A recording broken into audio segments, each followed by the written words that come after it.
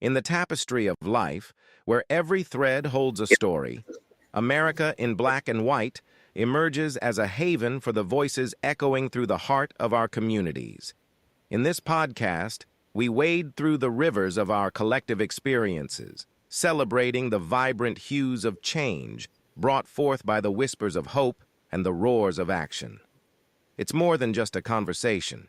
It's a journey into the heart of our society, illuminated by the light of those daring to dream and do.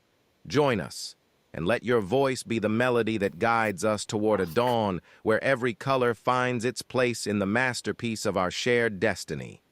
Together, let's paint a future brimming with the positives that dwell in our minds and the actions that shape our world.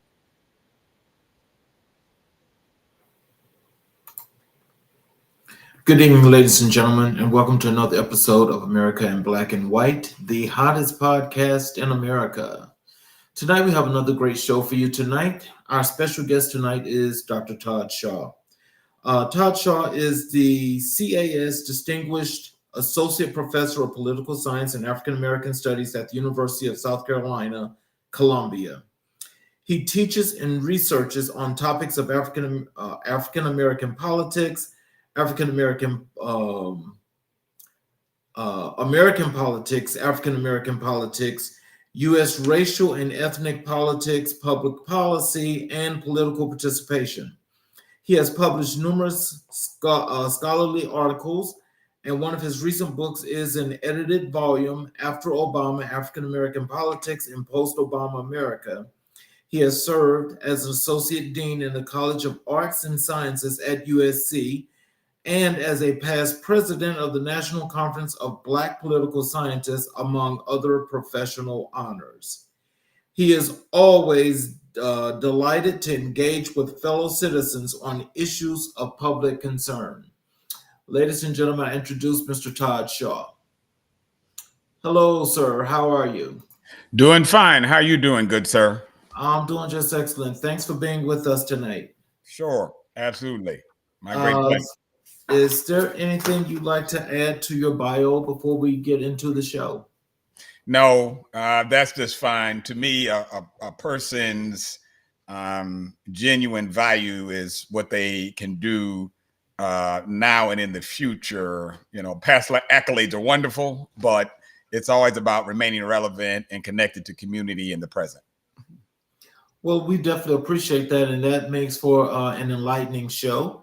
What I would love to talk with you about tonight are the things that you instruct at University of South Carolina in African American Studies and politics, and also talk about the relevance today for the 2024 presidential election.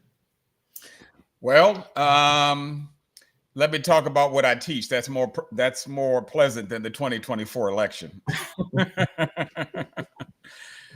So I'm jointly appointed in African American Studies, the Department of African American Studies, and the Department of Political Science. Mm-hmm. And the Political Science Department has been around for several decades, but the African American Studies Department is new.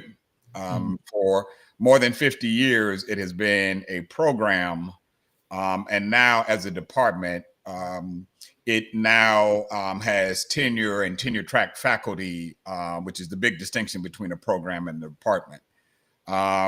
So I teach things sort of related to Black life or African-American life and politics. So this semester, I'm teaching a course entitled African American Politics that was sort of a survey of the field of African American politics, and I can further expound on that. I'm also teaching a course called Freedom Papers, which is an African American Studies course.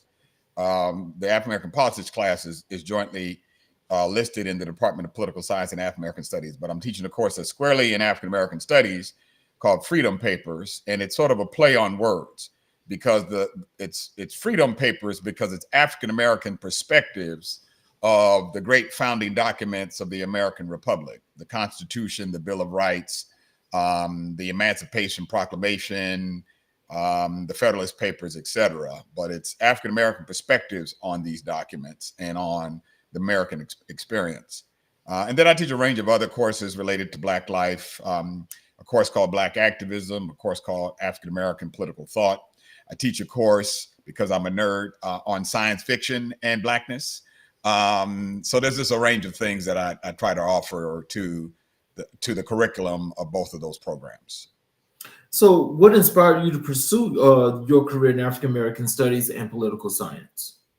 Well, quite frankly, my fascination with African American studies goes all the way back to my days as a student at Howard University. I'm a proud graduate of Howard University. I got my BA in political science back in 1987. And I'm actually presently the president of the local chapter of the Alumni Association here in Columbia, South Carolina. I fell in love with African American studies through my love of Howard University. I was introduced to the discipline of African American studies there. I took several courses, and then I got involved because I was very involved in student government when I was there at Howard. And so I was actually in our student government. I had the nerdy distinction of being the director of research. So my responsibility was to kind of help the administration research things for upcoming projects. And one of the projects I took on was a brief history of African American studies at Howard University, in order for the student body or the student president and vice president at that time to make a case to the administration that African American studies become a required course in the College of Liberal Arts there at Howard. And eventually we won that. Eventually the administration and the faculty agreed that African American studies become a required course. And I actually was recognized. One of my mentors, the great Dr. Ron Walters, nominated me for, and I received a reward from the African African Studies Association for their student award, because I helped to lead the effort for required course. So ever since that time, I've kind of been very aware of African American studies and consider myself a student of African American studies way back to when I was 18 years old, and I'm no longer 18. Can you share a pivotal moment from your career that significantly influenced your work? There's probably a few, but certainly I was mentored by several people, and mentors are very important in life. And they're certainly important as people go on to get degrees in higher education. One of my mentors back in the day was a woman by the name of Linda Williams. Dr. Linda Williams was on faculty at Howard for a number of years, and then she became a research director at the Joint Center for Political and Economic Studies there in Washington, D.C. And Linda hired myself and another gentleman by the name of Fred Harris.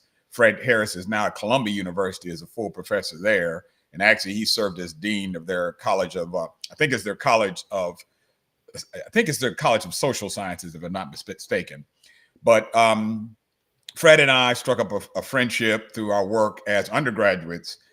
Fred was a little ahead of me, but as our work, and Fred, I actually might have been in grad school a little ahead of me before I was around my junior or senior year. But at the Joint Center, we worked on various projects, because the Joint Center was the first sort of Black politics research institute, private institute. Now, there had been other efforts at historically Black colleges, but it's a private or nonprofit organization.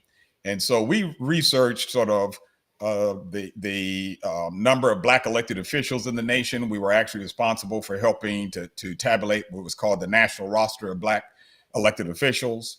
And so I got to know, sort of that, because Linda mentored me and brought me under her wing and took me to a conference, later on in life.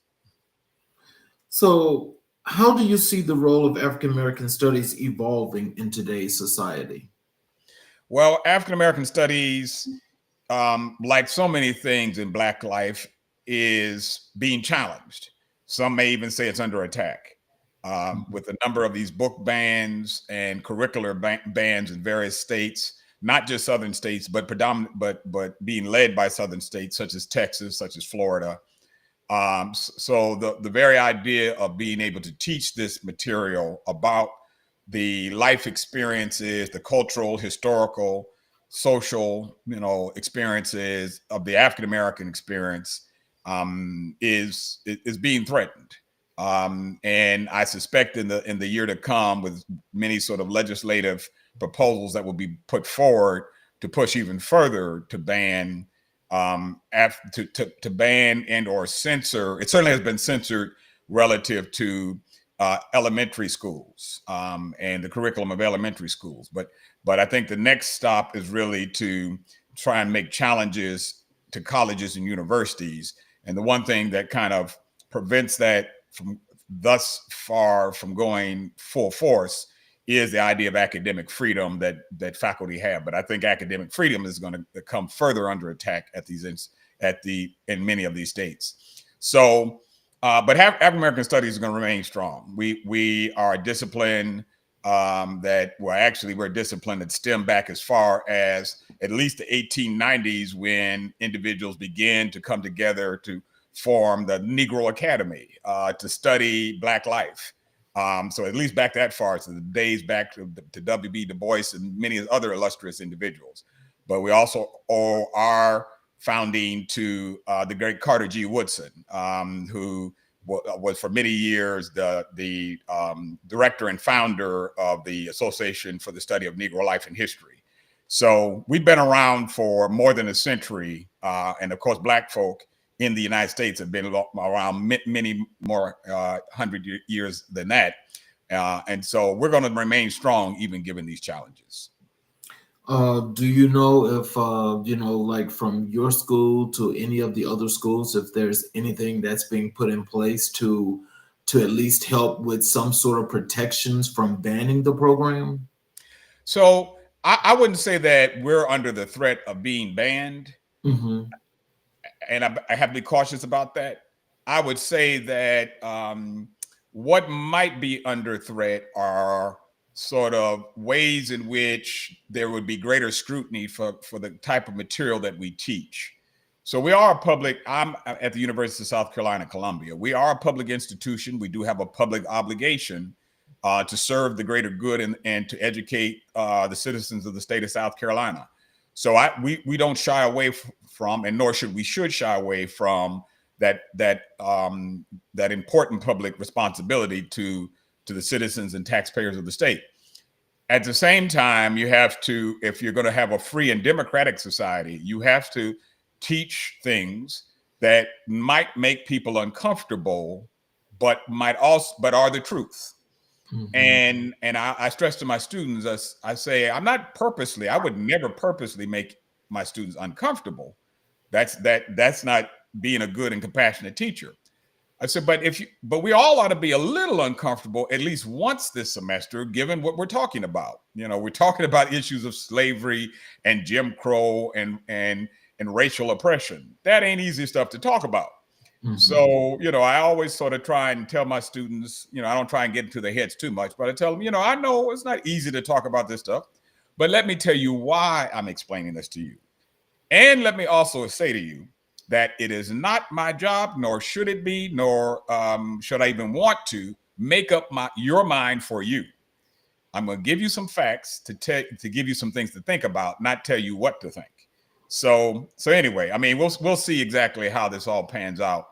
But I do believe we're going to be under greater scrutiny if in fact there's not sort of this a direct hand being put on what we teach and what we do.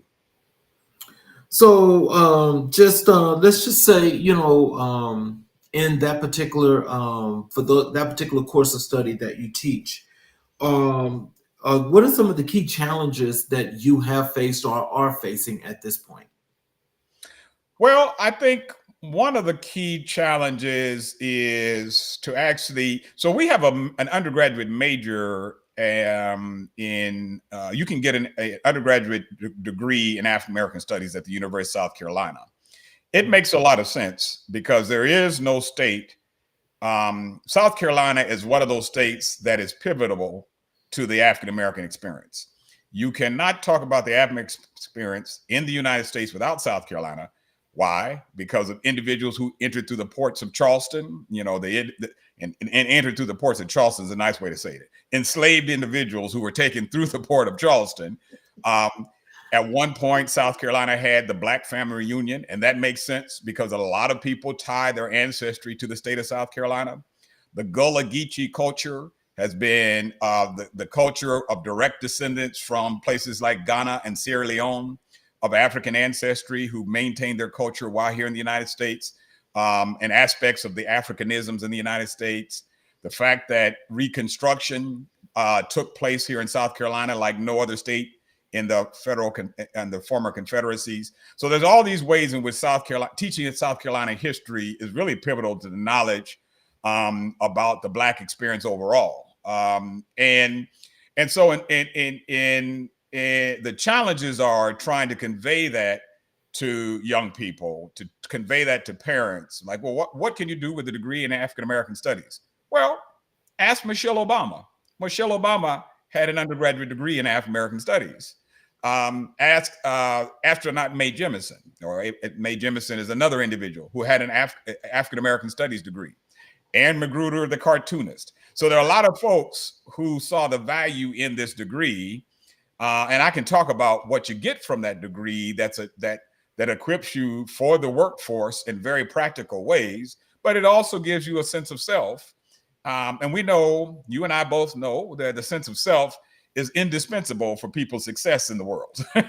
So, in all those ways, I think that's one of the challenges, is trying to explain to young people, to parents, to others, what we do and the value of what we do, because we do a lot. Mm. So how do you incorporate the history and experiences of African Americans into your teaching and research? Well, it's not hard at all, because I center what I do from the African American experience. I'm teaching this course called Freedom Papers, and the course, I tell the students outright, the course sort of has a double meaning. There's the Freedom Papers of the Constitution and the Declaration of Independence, documents that talk about notions of freedom. But we also know that Black folk like Frederick Douglass, like Sojourner Truth, and others had to have their freedom papers, papers that demonstrated. In the case of Frederick Douglass, he ran away, and so he's like, skip that. I'm not waiting till they give them to me. But as did Sojourner Truth. But in order to prove that you are free, or that you should be on the road at night during times of enslavement, you had to have these papers. And if you lost those papers, you could lose your freedom. Well, if we lose the Constitution, how might we lose our freedom? But then, the thing I tell folk is, like, you can't study the Constitution of the United States without understanding the Black experience. Because if it had not been for the issue of slavery and the compromises struck around slavery, there would be no United States of America. And Charles Rutledge and Charles Pinckney and others from South Carolina said as much. We're not coming into this union until you protect our slaves, until you protect our property. So, that whole conception, the 14th Amendment itself, which is pivotal to American freedom, and when folk are talking about getting rid of birthright citizenship, Black folk should be incensed, because it was Black folk who were being made citizens through the 14th Amendment. It was our history and our experience why the 14th Amendment exists. So there are all these ways in which the Constitution of the United States, as we know it, is the way we know it because of Black folk. Anyway, sorry, I forgot the question. I got a little animated. No, but that's fine, and Danny. But what I would like to do is I have a follow-up question for you, though, because that was I loved what you was just speaking of. But can you tell our audience what is the difference between the Freedom Papers and the Federalist Papers?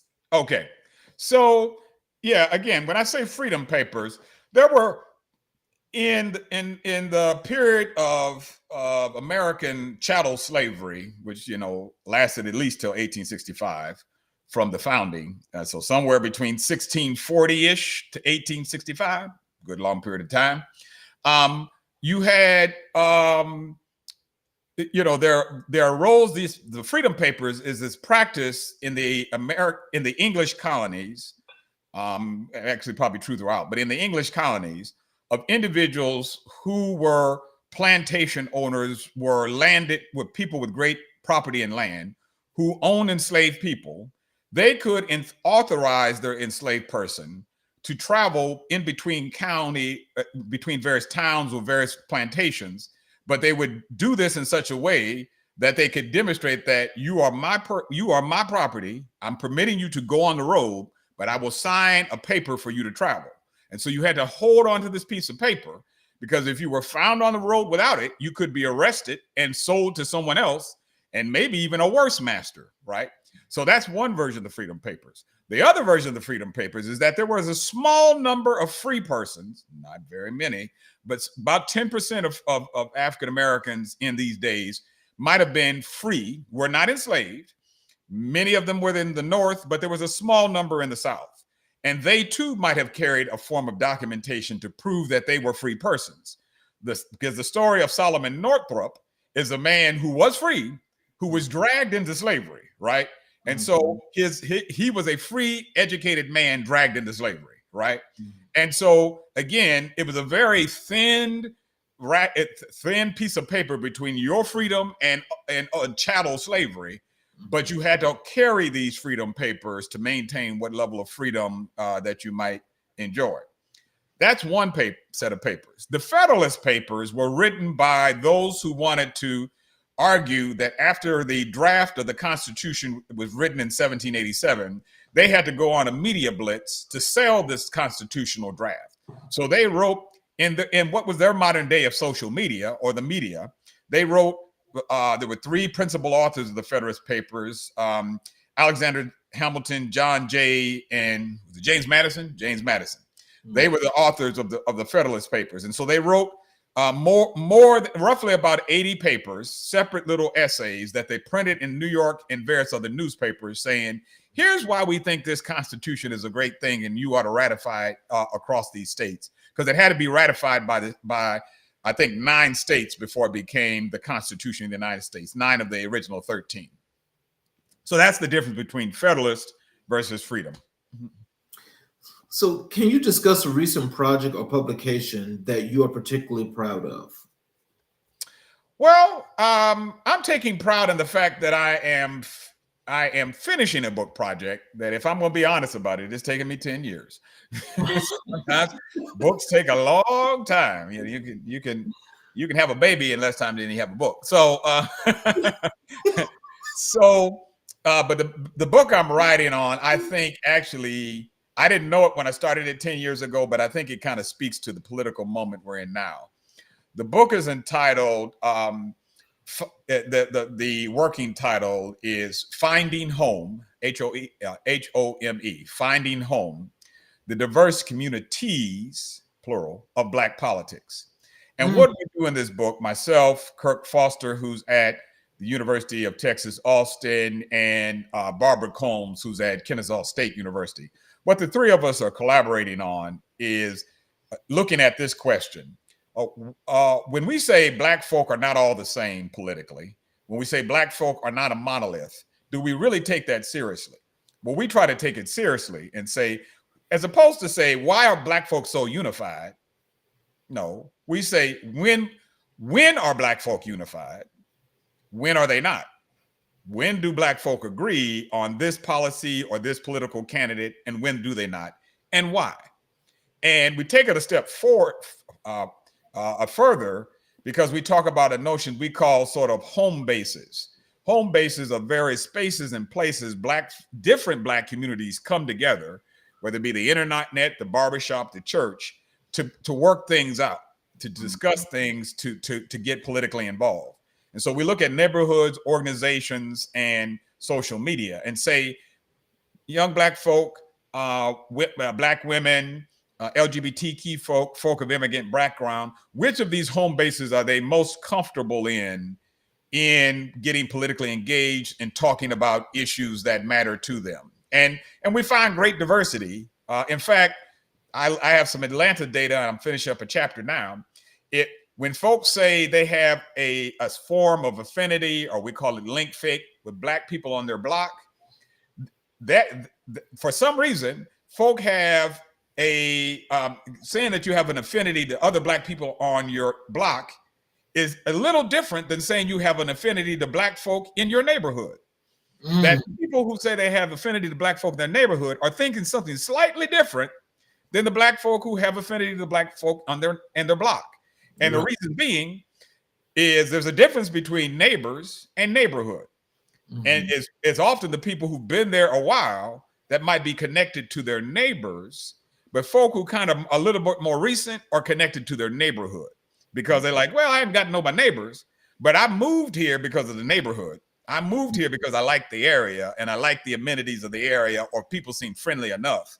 But have they really gotten to know their neighbors? That's folk who've been there a while or may have invested a bit to say, you know, that's Mrs. Jones across the street. Yeah, her kid's going to this X and Y school. Da da da. Those are folk who are connected to their neighbors, even more so than just their neighborhood.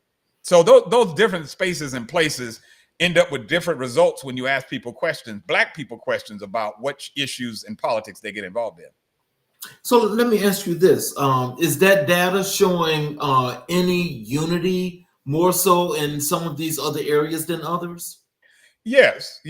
So whereas, as you can imagine, the social media would be a place of sort of really different, that where folk are kind of falling out and arguing a bit more. Organizations, and particularly churches, are where people have some meeting of the minds. And it makes sense because people choose their neighborhoods. That's true, but they don't choose all their neighbors. Right. But they can either choose to go to this church or choose this organization, or say, I'm leaving here and going somewhere else. So there's sort of like the level of choice that they have to affiliate with an organization means that they might have a little greater agreement. If you don't like the church and people get on your nerves, you might not only stay there but so long. Right. You might, I know some old timers like, I'm gonna run the rest of people out, but but you don't want to waste your precious time, because very few of us have time like that these days to join an organization that gets on your nerves, right? So you join organizations where you have some affinity, and those are the folk you might have some commonality and you can build things with. Whereas your neighborhood, less so. And social media, you run across people you don't agree with all the time. So organization seems to be the place where people come together with some greater level of agreement. So how do you engage students in discussions about race and politics? Carefully, but directly. I always tell my students, as I said earlier, I'm not going to avoid controversial topics in my class. I'm a political scientist. I study Black people. How am I going to avoid controversy or what some might consider controversy? And we're a university, a universe of ideas. Right. Not you have to embrace a universe of ideas. You just ought to learn about them to see whether you agree with them or not, right? And that's what I'm really concerned about the current political moment. Let's shut off all debate. Let's censor. Like, what are you afraid of? Let's have an open discussion as a democratic society. So I tell my students, we have some ground rules. In fact, when we have discussions, I let my students propose, okay, what's the rules we ought to use to have an open but respectful discussion or debate in this class? Then I also try to create a little bit of a learning community. Sometimes it's harder than others because, I might be teaching a freshman class and they don't want to talk a lot because, they're like, well, I don't know if I don't want to be wrong. And, and I'm only taking this class because I got to. So I know sometimes it's a little bit more of a struggle than my upper level classes where I have a lot of seniors and juniors who've been thinking about these issues for a while. But I guess what I'm saying, Charles, is I set ground rules to talk about race. So it's not like free willing and, like anything goes. No, let's have a respectful debate. You can attack ideas all you want, but you can't attack as people, and you certainly can't attack your classmates. So that the ground rules kind of help, and it hadn't always worked because I've had some heated debates in my class, but at least they know here's what Shaw considers the ground rules for us to engage in a respectful debate as a community. So, what advice would you give to students interested in studying African American studies and politics? So, the African American experience, and I broaden that to say the Black experience, meaning I'm talking about being Black globally, is an important part of humanity, an important part of human civilization, and there is no group who has had I mean, we've all groups have unique experiences, but the Black experience in America has been an experience going from chattel slavery, among the worst forms of human slavery ever devised, to freedom and a president of the United States being elected who claims African ancestry. So that you have that wide a pole in our experiences, right? Mhm. And I think that's a fascinating, I think that's a fascinating question in and of itself. But if you know something about Black people, let me just get down to the brass tacks. You know something about the diversity of the customer base you might serve.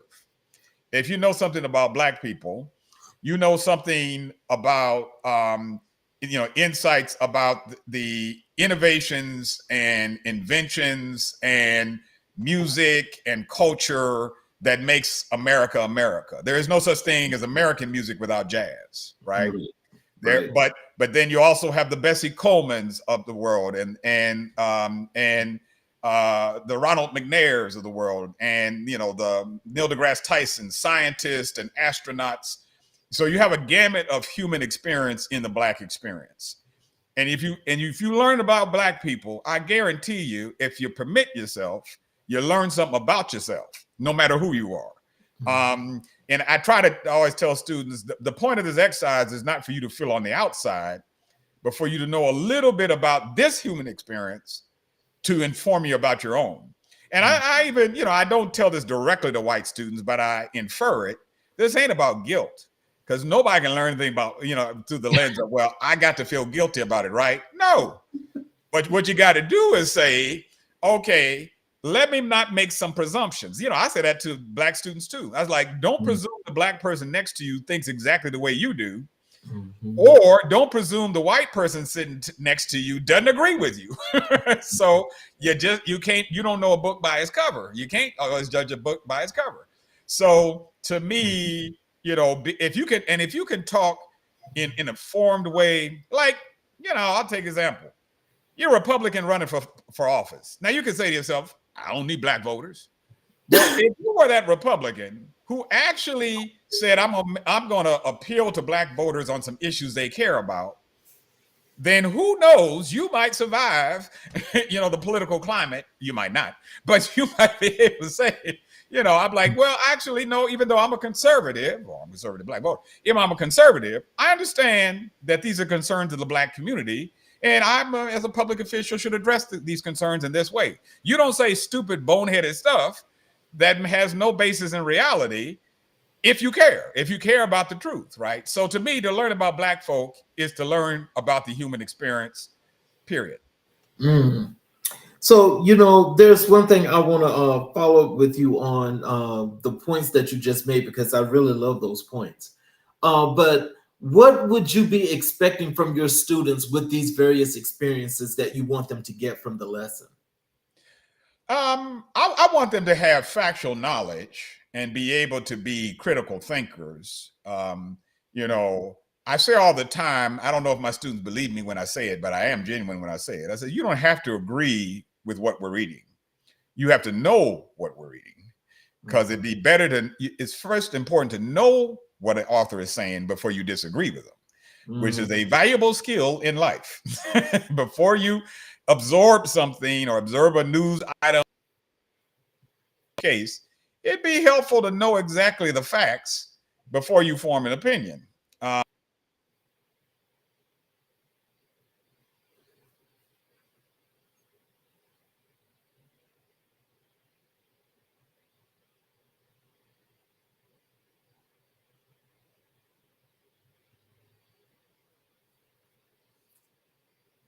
Dr. Shaw, you just froze. Oh, God.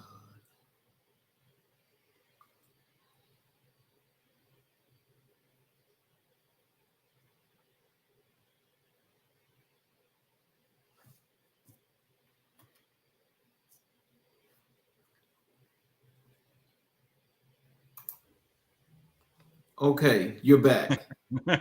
Sorry. Technology. Yes, so you froze, but I'm gonna move on to this next question is how do you stay updated with the latest developments in your field?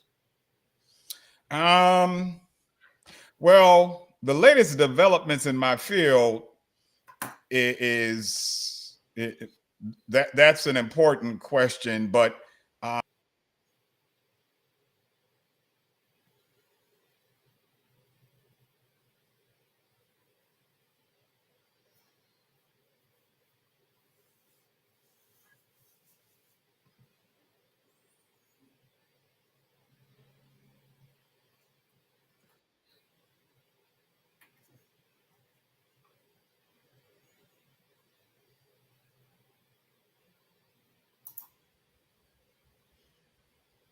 Okay. okay. All right. You might have to fire your internet staff. Okay. Y'all get on the ball now. Okay. All right. I'm gonna sit still. Let's hope that helps.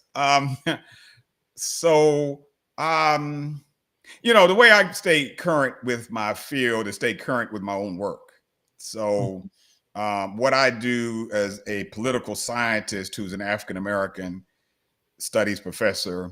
Some folk use the word Africologist, someone who studies Black people, is be current about what is the great literature and great research being done in the particular area I study in African American politics. I'm having my students read a book this semester that I think is a cutting edge piece of work called Steadfast Democrats, which is a award-winning book by Ishmael White and Cheryl Laird of Princeton, and Cheryl is where? Is he Georgetown? I got to remember where Cheryl is. But so I sort of, in exposing the students to that work, that's also work I'm reading. And so I get a chance to converse with them to turn their thoughts over. And I know I'm getting a little ahead of your question, Charles, but one way to stay ahead of my work is to teach things that I need to read.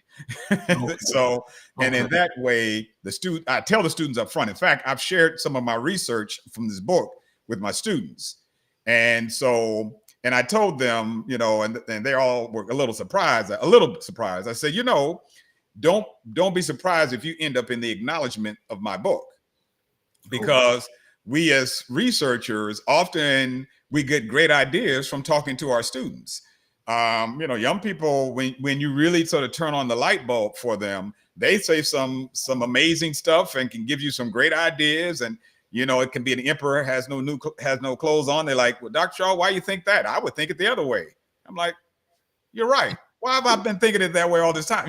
So they can come up with some really great stuff. And so to me, one way is to combine the needs of my teaching with my research. And so I assign them to read things I should read myself. Mm. What impact do you hope to have through your work in African American studies and politics? Well, I hope that I can be of service to the citizens of South Carolina and elsewhere. As a political scientist, it's really important for me to I personally, now this is not true of all political scientists, it's true for many of us, but not all of us. I really do think we have to have a real world impact. People care about politics. They fuss about it. They fight about it. They get nasty about it. But we need some insight. We need some light as well as heat. And particularly the Black experience, if I have one more reporter that says to me, and this comes about to the 2024 election, only 77% of Black men or 85 to 90% of Black women only are voting for the Democratic candidate. I said, if you said that about any other group, you would have said that's unanimous, right? So I'm like, yes, it's true that there's a reason why Black folk vote in one direction, because there's only two choices. But to me, to be able to give an informed response to say, now, why do you think that's true? Why do you think Black people should be monolithic? Now, yeah, I agree. I mean, if they ask me my opinion, I'll tell them what candidate I would vote for.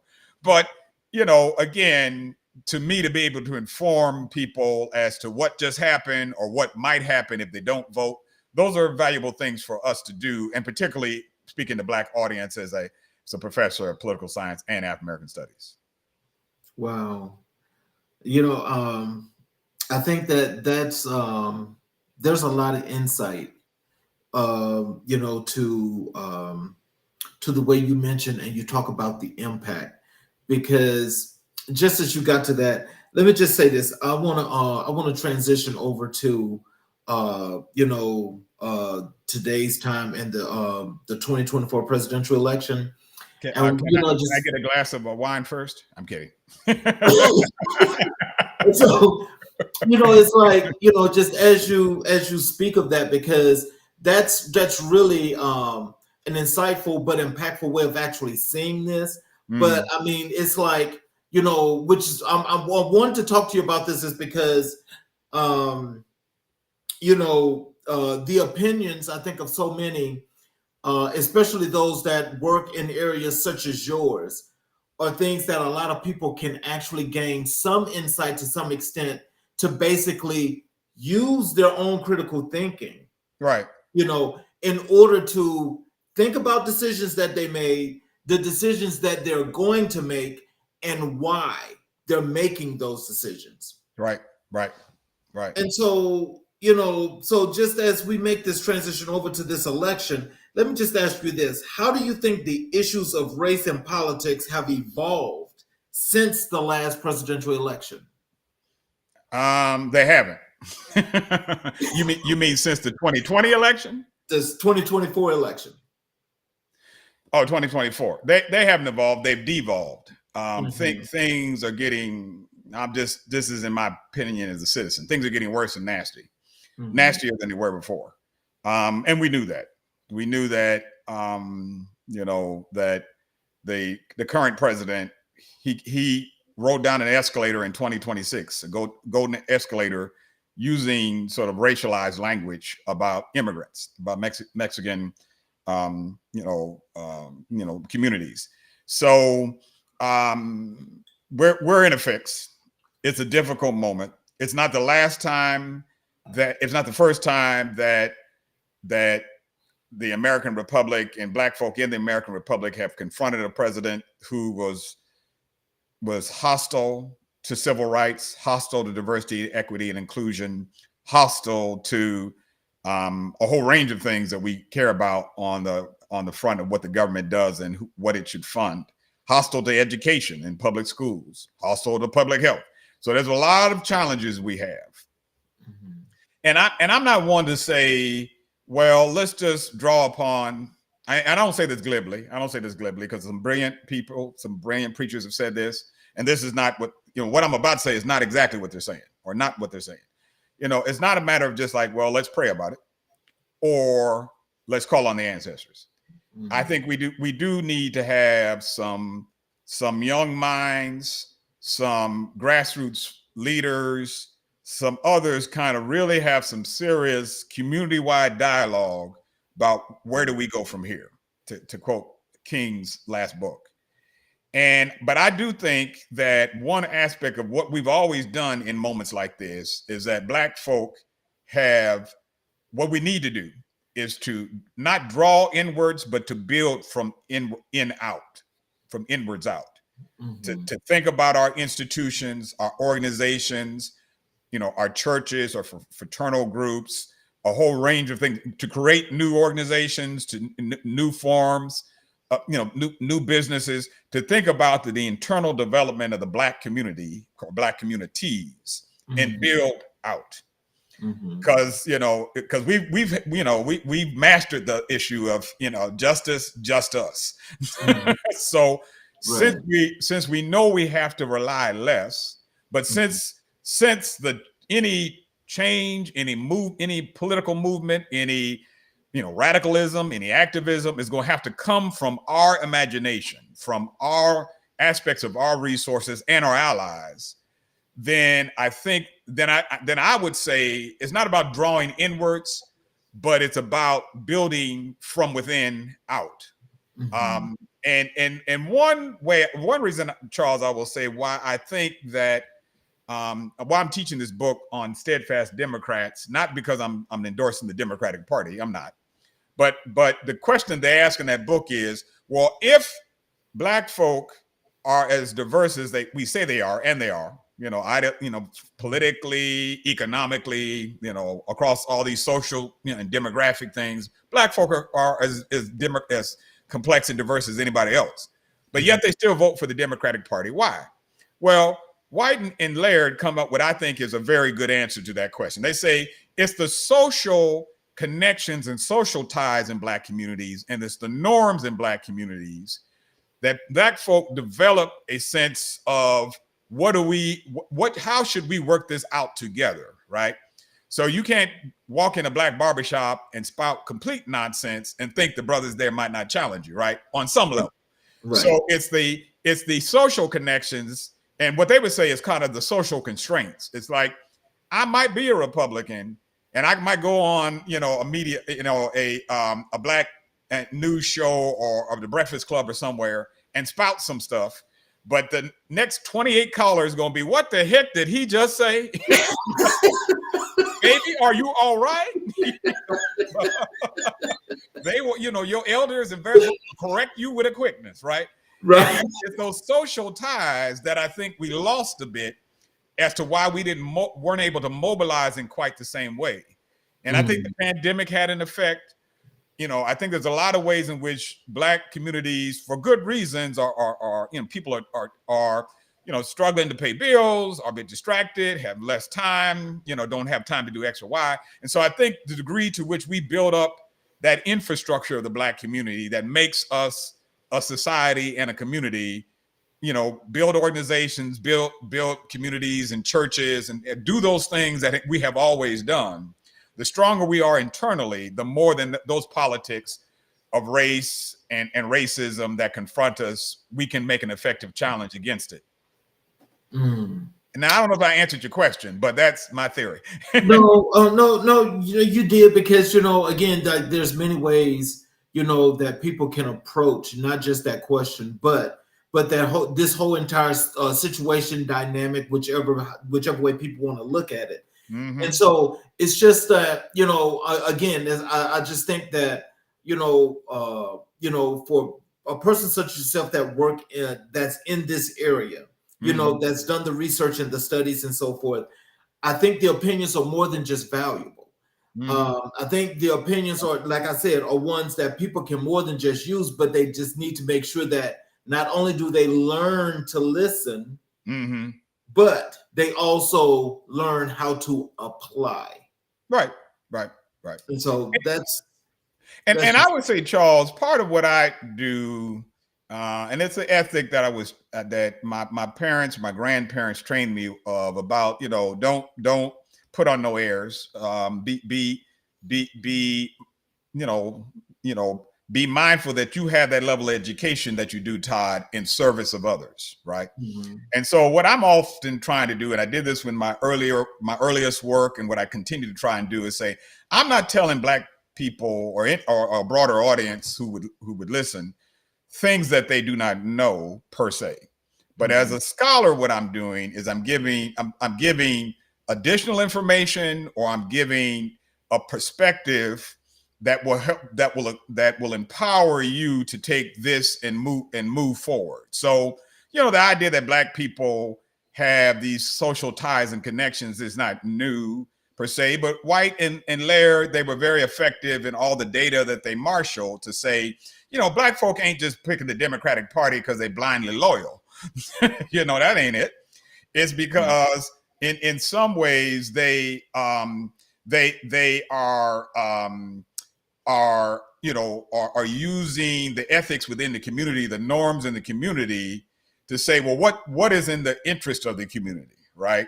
And so again, I don't always think what I'm sharing is particularly novel, but I think I can take what folk might have an inkling is true and test it and examine to see if it is true.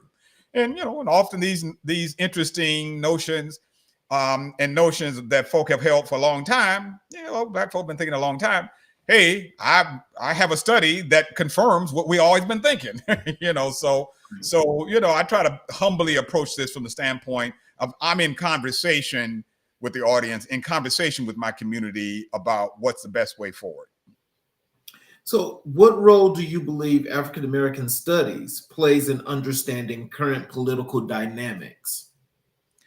So, I think that African American studies, I should explain, is an interdisciplinary discipline, which means that people who are political scientists, who are sociologists, who study music, just a whole range of fields, all engage in political science. In African American studies. My colleagues come from all sort of disciplines, but we all come together to study the Black experience and to discuss. And in fact, not all of us are Black, so it's not And African American studies doesn't demand one have a standpoint as Black. So my colleagues are white. I have Asian American colleagues who are in African American studies. Why? Because they take seriously the Black experience. They too have gained from the Black experience, and they see connections to their own experience relative to the Black experience. Mm-hmm. What we give is knowledge that is fundamental. They said reading is fundamental. We give knowledge that's fundamental. Again, I use my experience as a political scientist to say, you can't study American history or the founding of the United States and not know about Black people. If in high school or elementary school, your textbook had one page or maybe a call out section, or y'all had a little program during Black History Month and that was it, you have been insufficiently educated. And in fact, I can't tell you, Charles, how many of my students who come to me mad, hopping mad. Doc, this is the first time anybody has ever told me this. They are absolutely mad. And Black and white students and various other students saying, Doc, we wouldn't have heard this unless you and I was surprised, Mm-hmm. And there's a whole range of things that I'm learning more and more each day, Charles, in order to convey it to them. So yeah, it is true that there are so many aspects to American life that have been not just enriched, but defined in part by the Black experience. Exactly. So you don't know the American experience fully until you know something about the Black experience as well. So how do you see the 2024 presidential election impacting the African American community? That's a whole show. What I think will be the case is that it's going to be really tough to hold the opinion that elections don't matter after this election. Yes. So many things are going to happen that adversely affect our community. Now, we should fight like the Dickens. And I don't think, even though the cards are stacked and the deck is stacked, let me believe you me, I will pull out that line. The deck was stacked against our ancestors, so it's nothing new. But what the good thing, although I wish we didn't have to, but the quote unquote silver lining to this is it might be a lot easier to have this conversation about what do you mean you're not voting? Are you aware? now that you're aware, because gas prices are up and this is happening and this conflict and you don't have any Pell Grants because the Department of Education been eliminated, I think it's going to be easier. Now, it's going to be tougher on Black folk and on folk, period. And so I wish we didn't have to have this lesson because a good number of us already knew it. It's the folk who felt that their vote didn't matter.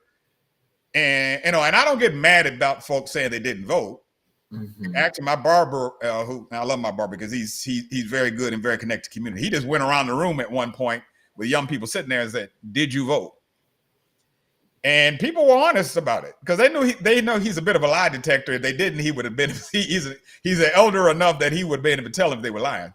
Mm-hmm. And so I think that when the 2020 we make it to the 2026 elections. I mean, I'm trying to have us make it till June, but we make it to the 2026 elections.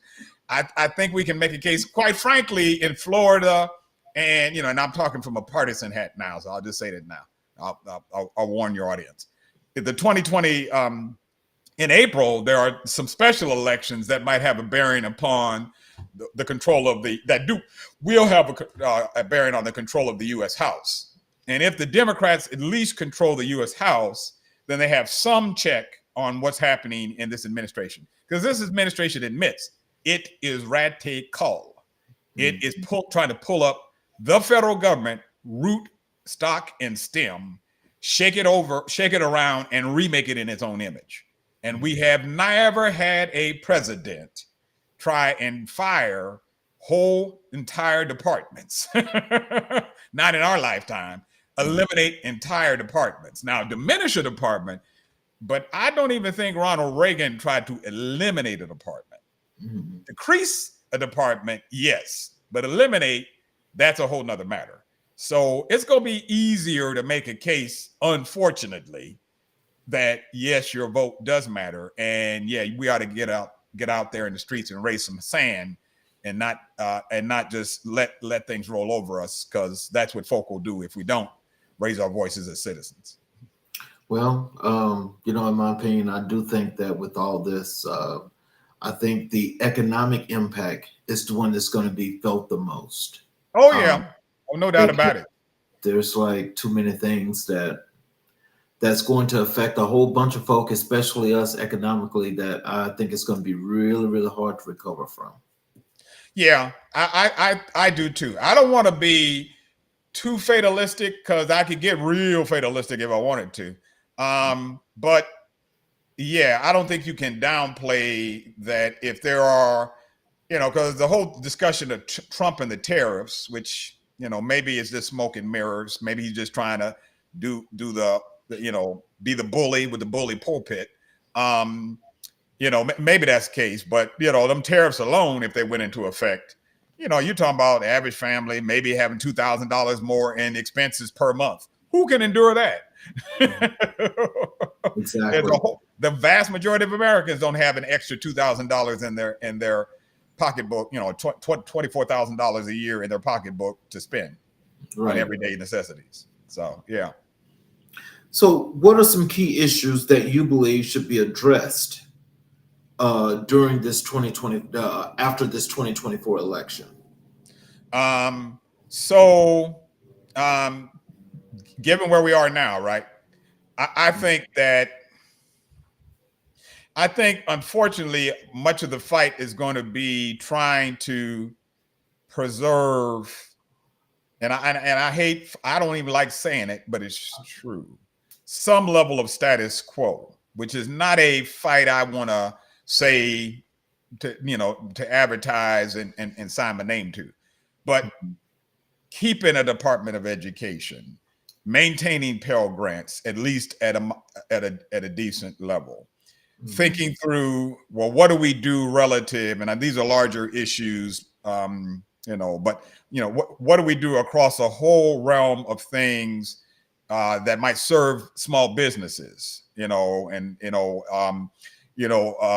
relief to Black families and Black farmers, so there's just I don't know, it's part of the difficulty, Charles, is it's hard to figure out which front you fight on first, because the president signed 100 executive orders, and some of the language of those executive orders do not read like a policy paper. It reads like a fire and brimstone sermon.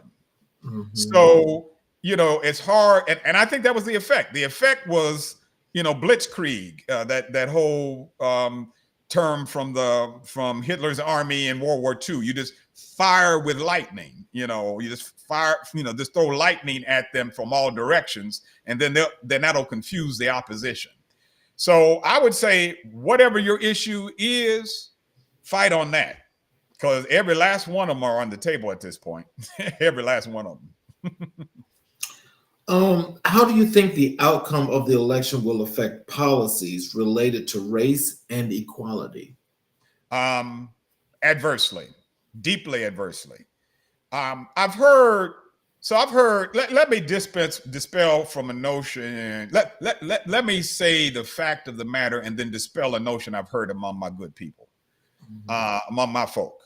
So it is true that affirmative action and diversity, equity, and inclusion are programs that have a sort of moderate intent of ensuring that those who are qualified get a fair chance at being recruited and or interviewed or considered.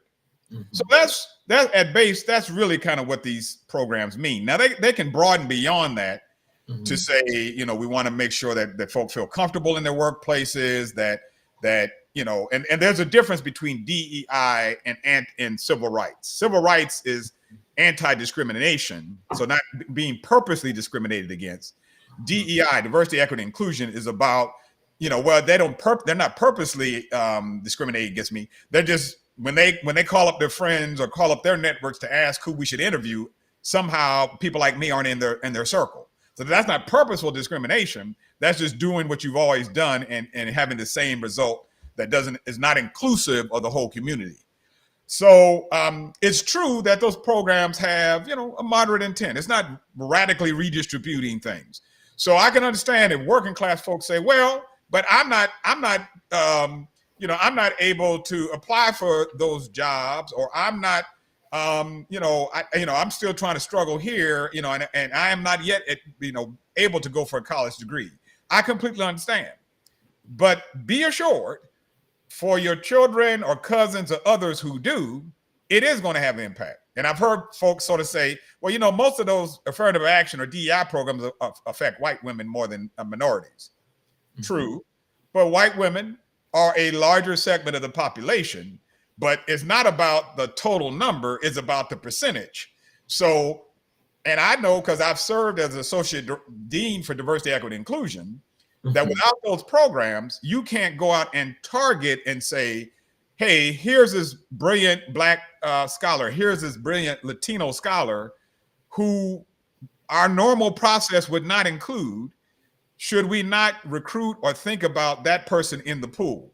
So those types of things do matter, because if you say, well, I'm devoting my tax dollars to go to university, but nobody at the university looks like me or my kids, or none of my kids, if I do send them there, they can't have any Black or Latino or Asian American, professors, because there's nothing but white professors.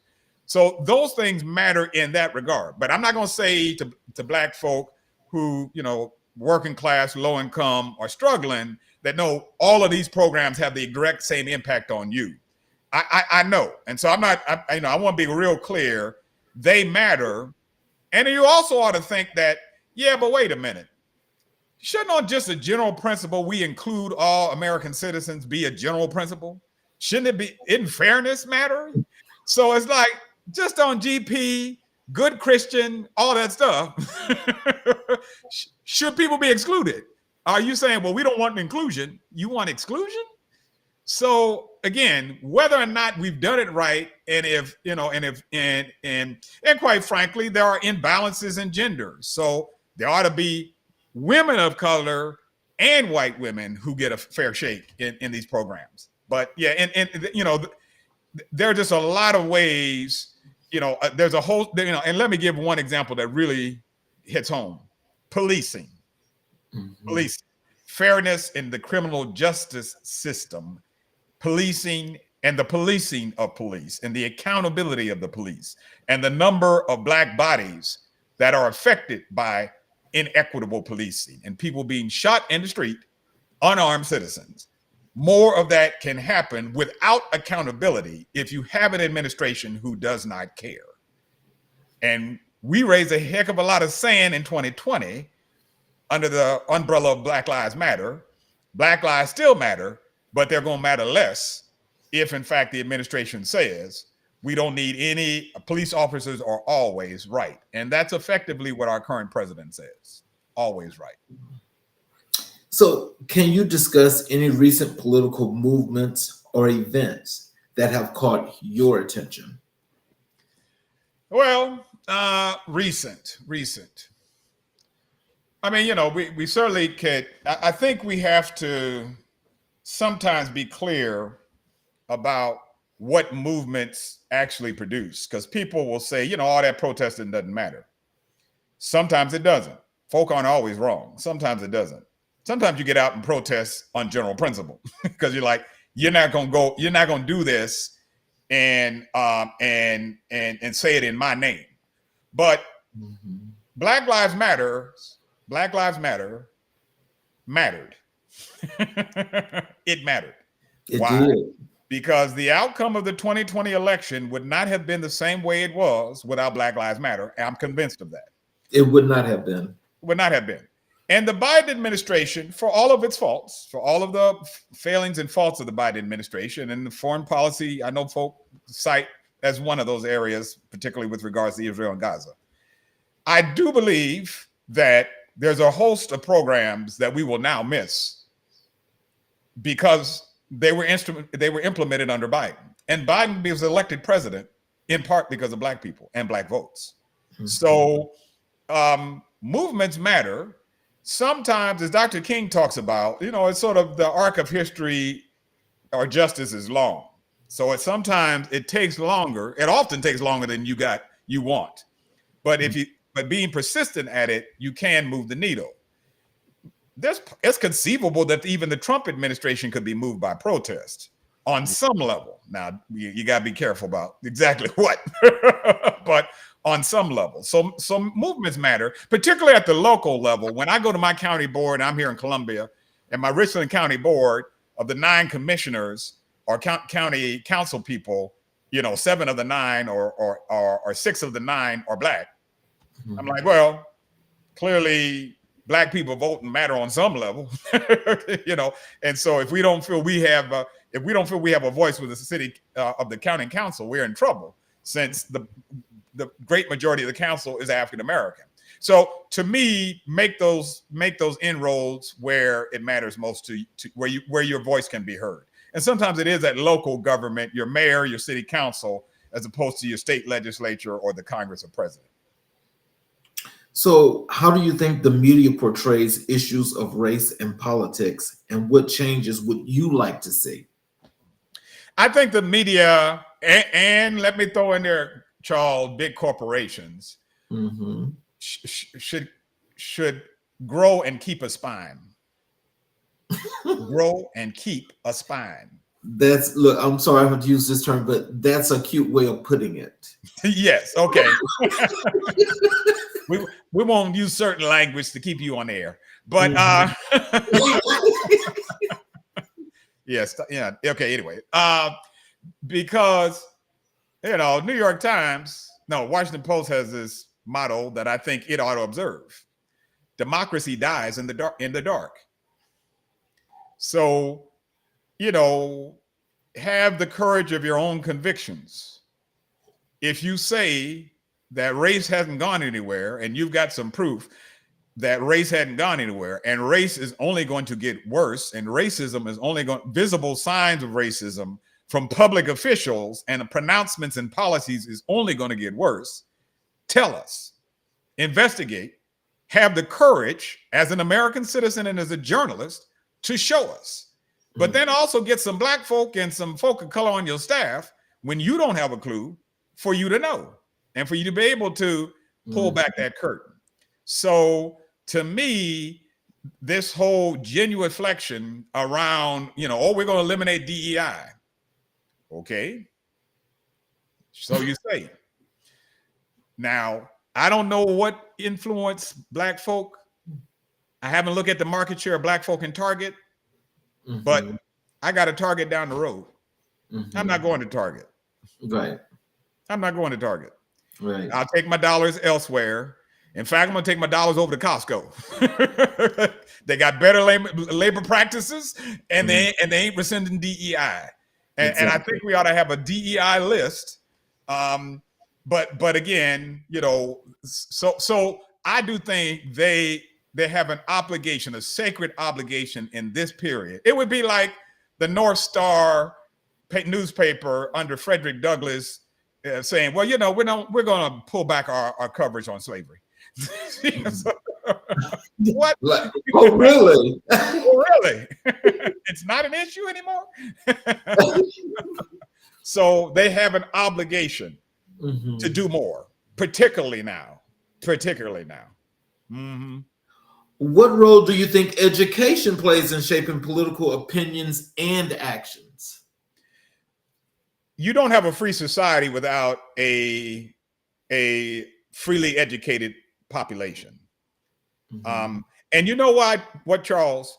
The very reason why some forces are attacking the media and attacking education, and political scientists who study autocracy and totalitarianism can tell you this, is because it promotes freedom of ideas. It promotes the possibility of dissent. It promotes mobilization and opposition if they don't agree. So that's why, sort of legislators saying, well, we're embarrassing white children. Have you talked with young white people to really understand how many of them are taking some of these courses you say they're taking? Because a good number aren't. And I'm saying some of it has to do with curriculum issues. But then for those who do take them, how offended were they with the knowledge they got? And some of it is, I actively kind of want to hear about this. So to me, education is vital in a free and democratic society. You don't have one. You do not have a democratic society. John C. Mills and others said it. You don't have a free society. Actually, Du Bois said it, without a free public education system and a system where knowledge is strongly cultivated at all levels. So how do you engage with the community to address political and social issues? I'm privileged. I'm in a privileged position, Charles. I'm a privileged man. I have the freedom to get up in the day, and I got meetings and other obligations, but I go and write about things and research about things that are of interest to me, right? Vast majority of Americans don't got that privilege. So I need to use my privilege for the benefit of broader communities. And whenever I can, when people call upon me, if I can do it, if I can serve in some way, I always try to. It's not always possible, but particularly when young people call on me, or folk who are connected to young people saying, "Can you come to this? Can you come to that?" I certainly try. Then I'm a citizen as well, so I try and serve in various capacities in organizations, that are dedicated toward education, at least some broad respect. And I try to do it with some spirit of humility. My grandmother and my parents taught me, their example taught me, although they're very proud of me, and my grandma was very proud of me when she passed, rest her soul. But, don't introduce yourself as Dr. Shaw unless it's necessary for you to share with folks your credentials so that they know how you can be a resource to them. Exactly. But I chuckle at the fact that my barber said for the first 7 years I went there, he didn't know I was a professor. I said, I'm actually proud about that. I said, because obviously it didn't become relevant until you and I started talking about other stuff. Otherwise, you knew me as Todd.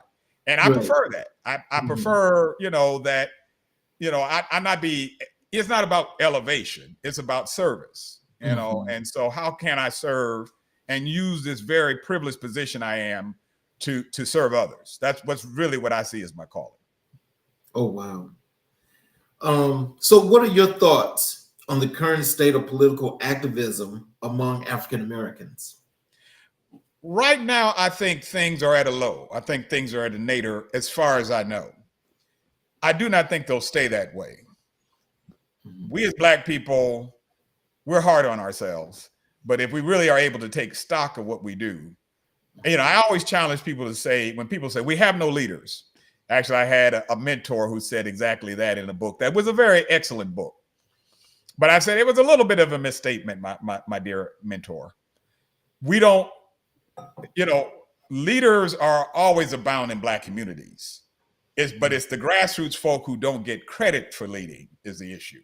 right? Mhm. So there's folk who are in soup kitchens, in homeless shelters, educating children, in mentoring programs and rites of passage programs in churches. We've got leadership that abounds in Black communities. But Mhm. how do we then harness and connect those people together? And that's really what activism is about. Activism is about somebody jumped up all of a sudden and decided they want to be leader of an issue. It's who's been on the ground for a long time, but then we decide at the moment, this is emerged, this is an issue. Who do we bring together who's been working on this for a long time in the trenches? And it's the people in the trenches you really want to go to, because they can tell you, that's not going to get anybody to show up. If you put that on the flyer, if that's the way you're going to cast the issue, nobody's going to show up. Why don't you do it this way? Or if you say, I'm your leader, I've come here to lead you, ain't nobody going to be impressed by that. What have you been doing? What have you shown? Because our folk also are about authenticity. You can't just show up. I mean, that's why people are so cynical about politics sometimes, and I can understand it. And I know very dedicated public servants who understand that too. It's like, well, we ain't seen you in every 4 years. It's the leader who comes to you every other month who says, I want to inform you about this. I want to keep you connected well before or well after the election's over, to keep you tied in. So, I'm right now we're at a low point. We're at a low point because we're kind of absorbing the emotional blow of that last election. Mhm. But if I know Black folk, we're going to see some openings, some opportunities to say, let's mobilize now. And I say, let's build the ground game again. Let's build our organizations up. And these things, and they serve a purpose other than just mobilizing. Like the Black church is about spiritual uplift and empowerment and connection and salvation and tying people into the spirit. But it also serves as a platform for political engagement too. So, do what you do in the realm you are called to serve, but then go out and connect to others and bring others in. And let's start talking among ourselves in very direct ways. And then I think we're going to figure out something to respond to all what's going on. So, how do you think the younger generation is influencing the political landscape? In some ways, we've got to even unpack what we mean by younger generation, because young people are diverse too. And so, I think, thank you. I like that. Rebuild to reclaim. I see one of your guests, one of your audience members, knowledge there. So lead with that motto as you're doing what you do. Rebuild to reclaim. So I think I teach, and I think I have the privilege to teach because young people renew my spirit. I'm always, I'm teaching a class now, and I'm like, I walk into class and I'm like, it is just so good to see y'all. And they wonder like, what's wrong with him? I like, because it's 35, engaged young folk who talk back to me, who think about issues, or very thoughtful. So it's a privilege to teach when your students want to learn. Mm-hmm. And I think that young people are trying to figure it out like we're trying to figure it out. What we shouldn't do is say we figured it out for them. Mm-hmm. The beauty of activism and the history of activism in Black communities is that young people, when things jump, if you really have a movement, you have a movement when young people are involved. Right. Mm-hmm. Now, I'm not saying it's always about young people, because it's not, but often many of our great movements have involved a younger generation, and that younger generation comes along and says, like the civil rights folk of SNCC in Black Power said, Dr. King, that's all right, or it's not all right, Dr. King. Here's what we ought to do.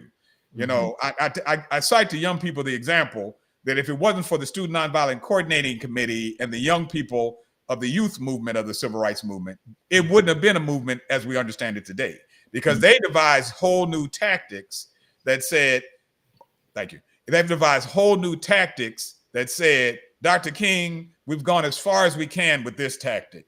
the legal front as far as we can. Now we got to raise some sand and sit down at lunch counters and sit down and have protests here and disrupt politics and go and put our bodies in the way of, in order to raise the moral temperature. So young people bring ingenuity. Plus, I like the restlessness of young people who say, why do we do it this way? I like, I hadn't thought about that. You're right. I'm 60 years old. Yeah, I don't got nothing new. But I'm tapped out. but you might have something new. And even if you don't, at least you may not be as afraid or hemmed up to say, no, we can't do it that way. Let's just put that off the agenda. So, now what we need is intergenerational activism, Charles. The older folk inform the younger folk, but not tell them what to do. Okay. And that was also a beauty of the civil rights movement. A woman by the name of Ella Jo Baker. Ella Baker is a guiding spirit in the civil rights movement, because she said to Dr. King and the various leaders, I am going to go help young people form their own thing. And so she was the interim executive director of the Southern Christian Leadership Conference. But then she went to Shaw University in Raleigh to help found SNCC. And you don't see Ella Baker as executive director of SNCC. No, she was the mentor, the guiding spirit that says, I'm going to be here with you to help you do your thing. And it was messy at times, and they didn't always get it right, and they fought among each other. But we now know what they accomplished by the fruits of what they did with the laws that were put in place that wouldn't have been there without the young people's activism. So we as older people can be guiding spirits, but don't get in the way. Young people can listen to. They don't have to recreate the wheel. They can listen to what we say, so they don't have to make the same mistakes. And so intergenerational exchange will they kind of help that activism in a big way. Well, I'll tell you, that is the one thing that I've been in search of, that one young individual that I can actually help to mentor and to push into that next level. Right. Because I believe that what you're saying is absolutely right. And that is, finding those folk that's got that fire. Right. And they really want to make that difference and to make that change. We need to nurture and build that up, build them up, and let them do what they're supposed to do. But always, I'm there whenever you need me. Right. Exactly. Exactly. It has to be that way. Agreed. What lessons can be learned from past political movements and leaders?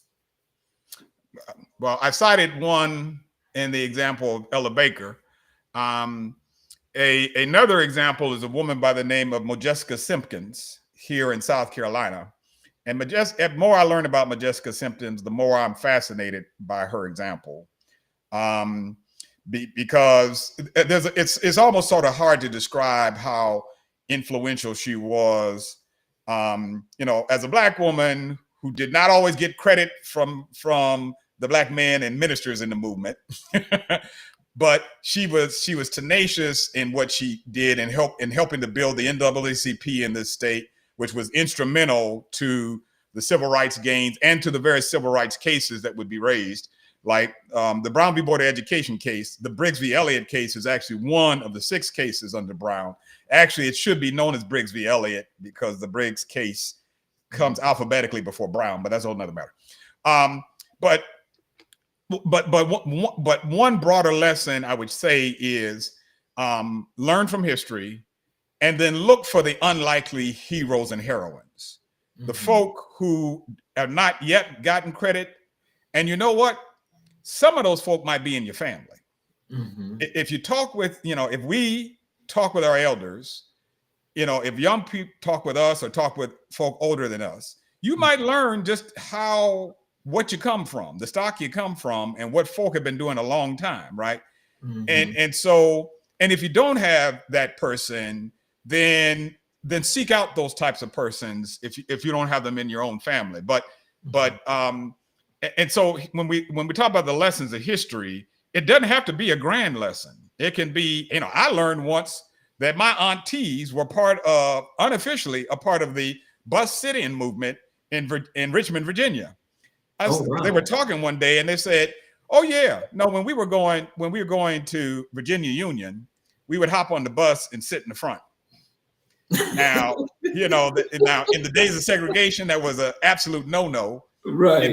But they were challenging it. They were saying, well, we might, because they actually said, they're like, well, knowing my grandmother and my grandfather at the time, we would have gotten in trouble if we got involved in the official movement.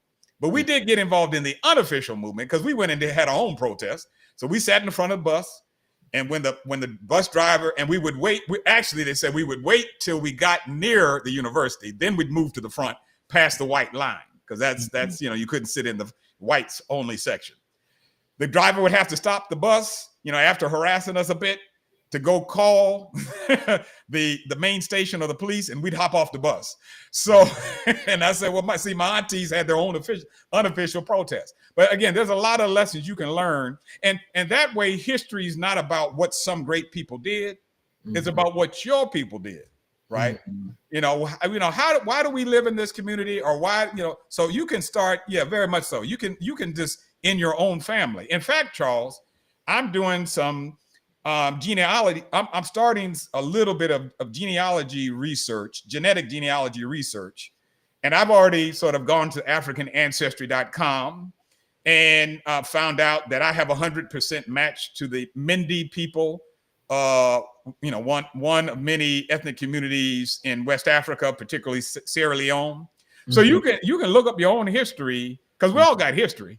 And find some fascinating things. So, and again, then it makes it real to you. The stock from whence you come, and you don't have to say, well, only the Dr. Kings or the great people can do great things. No, your people have. Do a little research and find it out. My folk are Cameroon and the Congo. Okay, see? How do you think technology is changing the way we engage with politics and race? In fundamental ways. I think there are both advantages and disadvantages. Of course, the advantages are it's connecting people together to have real, genuine conversations when they choose to. We saw a lot of this during the pandemic and the Black Lives Matter, the height of the movement. In that there were a lot of folk who were questioning and wanted to, have these online fake, because we all had to go on, Zoom, because we couldn't do it in person given the pandemic.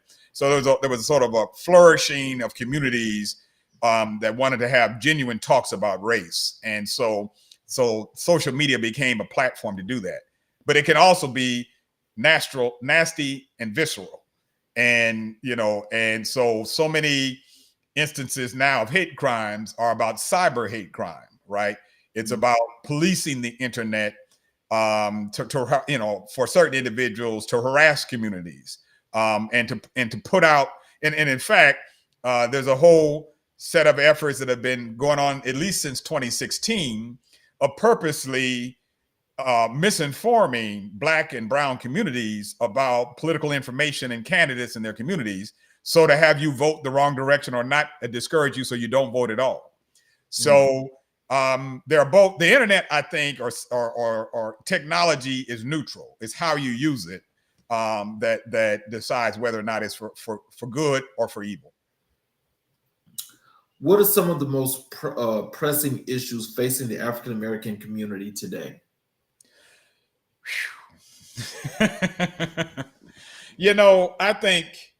I think Black mental health.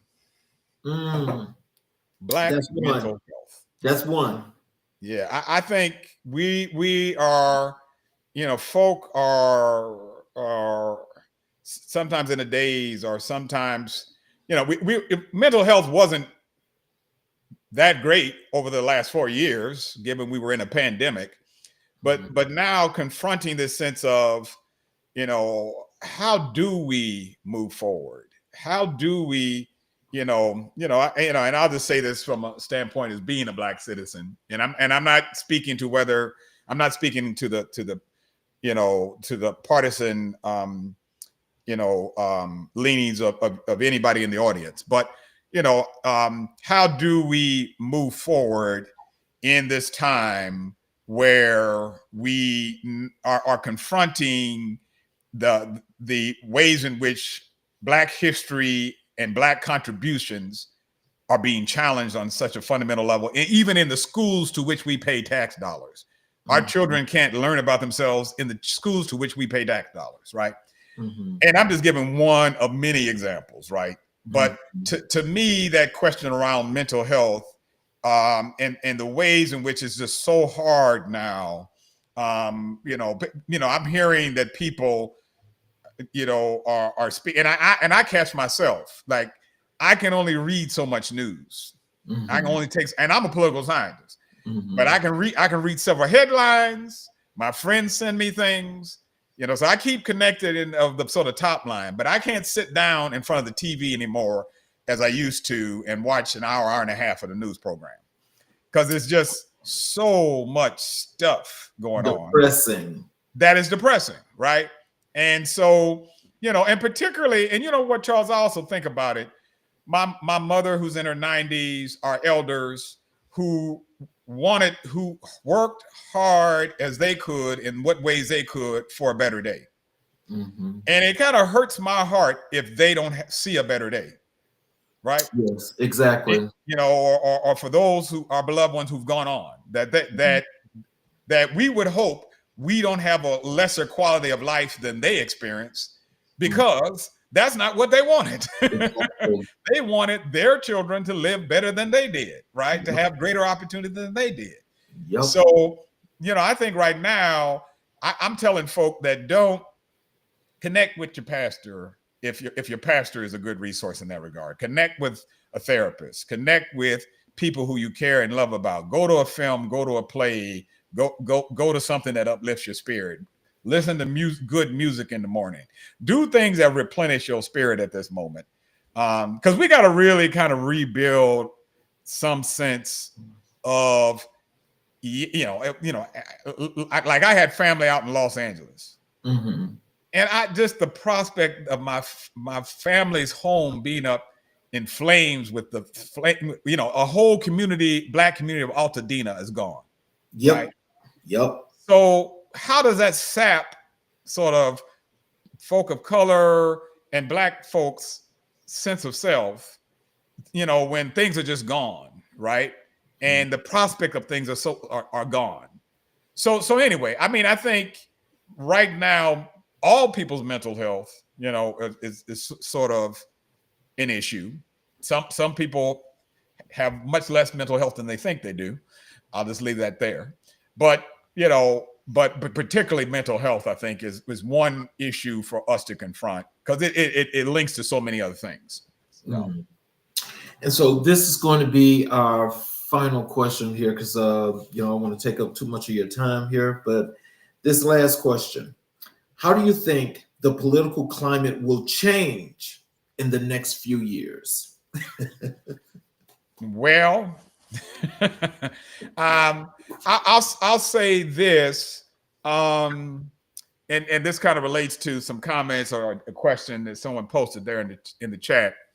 I do think that the political party system has a crisis. The Democrats are aware of it. The Republicans are not.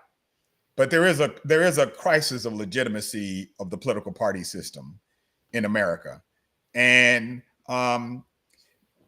part of it is that we now have one party being captured by the forces, extreme forces to the far right, and the other party is seeming, I don't think they completely are, but are seeming a little feckless because they don't quite know what to do next, right?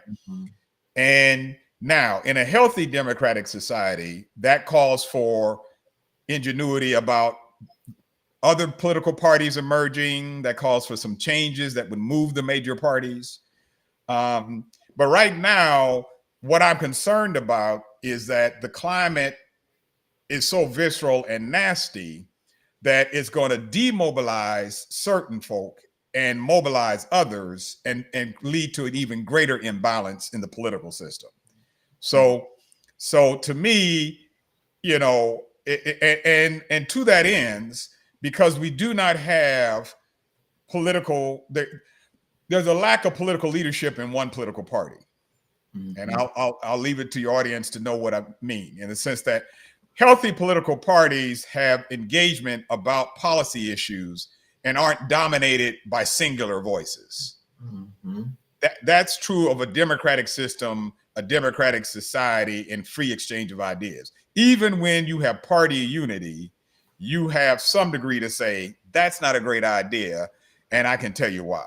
Not, if I dare to tell you why that's not a great idea, I'm going to be gone politically and may have my life threatened.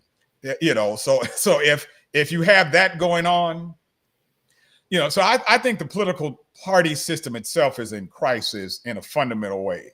How we dig out of it, and folk can legitimately say, well, they ain't done for me anyway. Yeah, on some level that may be true, but we need, you know, I'm gonna just say this as an American.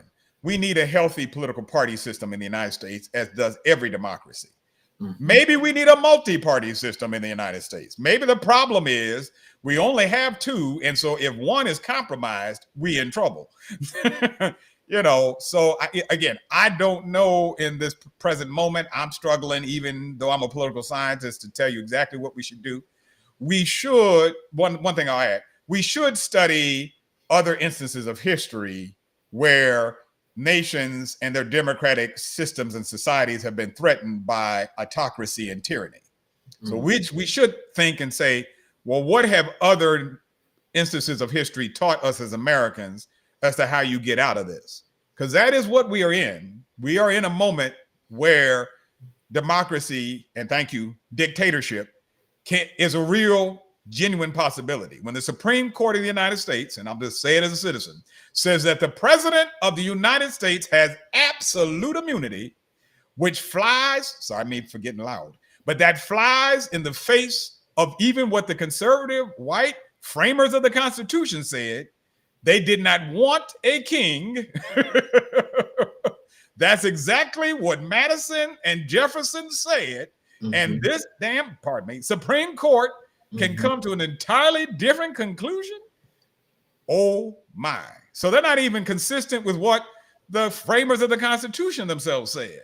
Exactly. You know, so anyway, we're in a bit of a fixed, but it's not unfixable. It's just going to take some time, some sweat, and some blood, and some tears to get us out of this fix. But we're in a fix right now, and we shouldn't kid ourselves that we are. Let's recharge our batteries, recharge our souls for the fight. So, in closing, is there anything you like? What would you like to leave our audience with as to some things that they should know? Where and how they can follow you on social media? How can they contact you? Anything that you like to let them know? So I appreciate what you're doing, Charles. Let me hype up Brother Charles King here for having these very important dialogues in this community space with an active and engaged audience. And thank you for all who joined us. And because to me, this is how we begin to really reclaim our democracy. And I think it's really the point. We do have to reclaim American democracy. Actually, we have to rebuild American democracy because it was imperfect before the last election, wholly imperfect. We should use our democratic imagination, small d, not party, but as democratic citizens, we should use our imagination about what should be.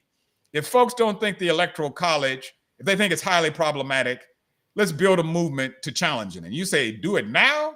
Yeah. Because what other point in time do we have but now?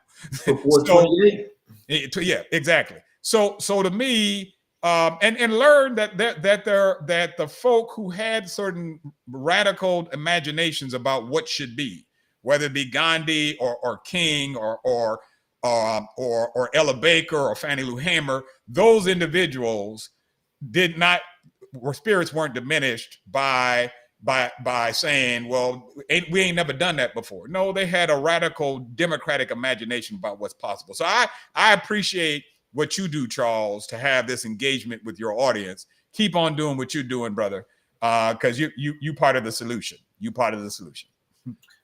Well, I definitely appreciate that, and I really appreciate us having this show tonight, because there could not have been a better show to take us out of this week with this much thought provocativeness. Thank you, sir. Because the purpose of this show, of course, we're here to inspire. Mm-hmm. We're here to grow. We're here to expand. We're here to connect all of those that feel like there's no other way out. Mm-hmm. So when they look and they see guests like yourself, they know there is a way. There are some things we can do. Yep. We just got to realize, and we got to sacrifice and do that one thing. That's right. That is connect together and build. That's right. As one of your audience members said, rebuild to reclaim. Yeah. And if we don't do that, that's right, then we have a problem.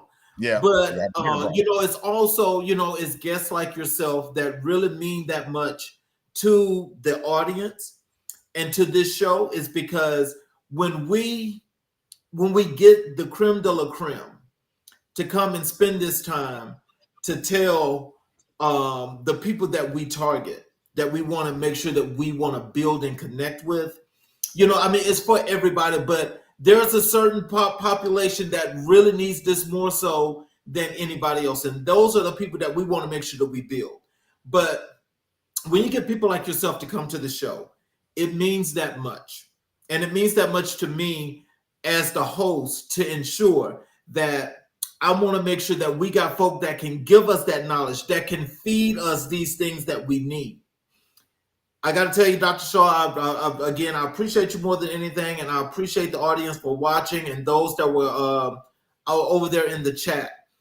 I'm very appreciative, but this was a show tonight that sends us into the weekend with more thoughts than any of us probably ever thought we had.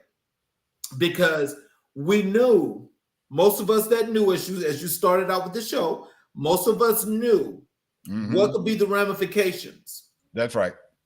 Of what transpired. That's right. We had some that took that for granted. Now they're finding out. Yeah.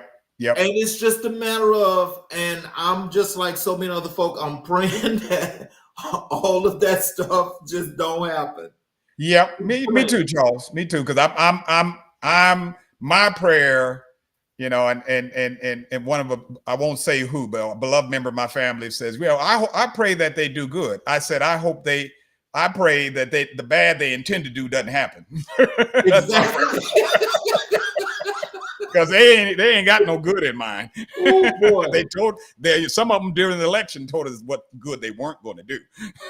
Exactly. Because if everything transpires, then we back a whole 100 years. And I don't know if most of us that's your age, my age, that I don't know if we could actually go through that again.